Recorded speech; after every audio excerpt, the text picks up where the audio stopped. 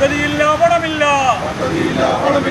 മദ്യമാഫിയ സംഘങ്ങൾക്കും കരിമണൽ കൊള്ളക്കാർക്കും കേരളത്തെ അടിയറവയ്ക്കും.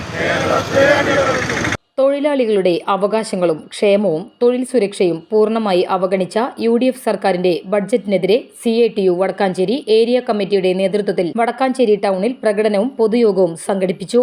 CPI ജില്ലാ കമ്മിറ്റി അംഗം PN സുരേന്ദ്രൻ ഉദ്ഘാടനം ചെയ്തു. CITU area president KM Ashraf അധ്യക്ഷത വഹിച്ചു. CITU ജില്ലാ കമ്മിറ്റി അംഗം KP Joyson, area treasurer KO Vincent, KM Moidu എന്നിവർ പ്രസംഗിച്ചു.